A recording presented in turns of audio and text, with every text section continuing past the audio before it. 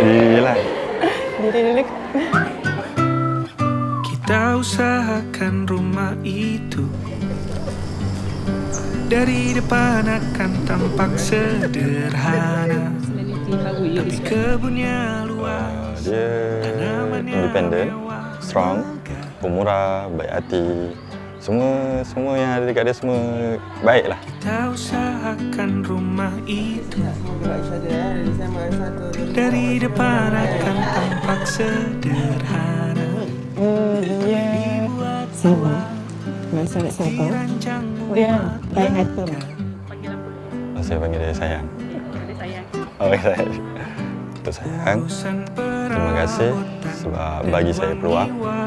Terima kasih sudah bersama dengan saya. Banyak support saya.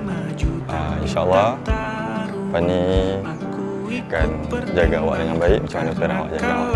InsyaAllah.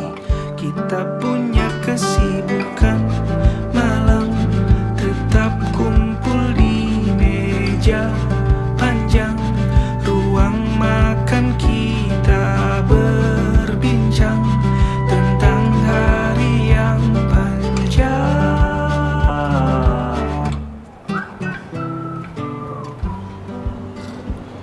Bismillahirrahmanirrahim. Muhammad Syahidan bin Mat Izam. Saya nikahkan dikau dengan anak perempuan saya, Nurul Sajidah binti Sazali, dengan mas kahwin 1 gram emas tunai. Saya terima nikah Nurul Sajidah binti Sazali dengan mas kahwin 1 gram emas tunai.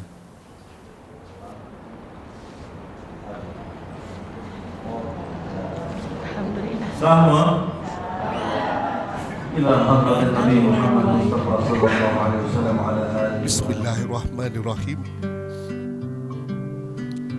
Hari ini Anda akan berpindah dari naungan dan pelindungan baba dan mami ke satu alam yang baru. Kepada Syahidan, jagalah anak baba baik-baik. Baba serahkan tanggungjawab ini kepada Syahidan. Tahulah bahawa lelaki yang pertama mencium ialah baba. Dan baba serahkan tanggungjawab ini kepada Syahidan. Jagalah dia, nasihatilah dia, tegurlah dia. InsyaAllah saya akan jaga. Jaga anak mak baik juga, okey? Dari depan akan tampak Mungkin saya sederhana, buat, okey? tapi penerangannya diracik begitu.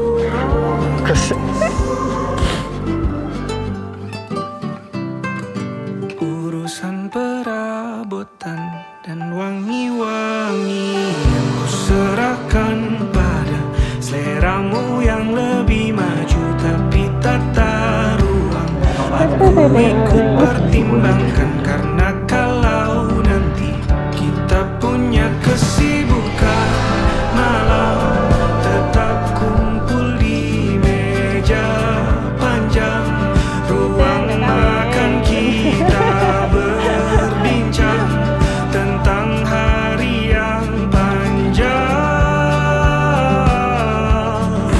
Penita yang ditunggu telah pun datang, yang nanti sudah pun tiba. Warga Dewan yang dihormati sekalian, mengumumkan keberangkatan tiba Raja Sehari Nurul Sajidah Sazali bersama pasangannya Muhammad Syahidan bin Mat Izam masuk ke dalam Dewan. My sister Ada, it's gonna be different. I might not be the best brother for you, but I always pray that you find the best man for you, which I think Idan is the perfect guy. Idan, welcome to the family. You've married someone who is all in one, stubborn, sometimes dramatic, but always full of love. I love you sayang. But no matter how much things change, I will always be your little sister, and you will always be my strong, wonderful Kak Dah.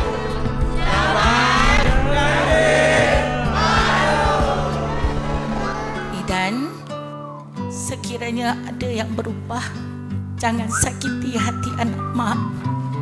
Dahuluilah sajidah dalam setiap kasih sayang. Kita usahakan rumah itu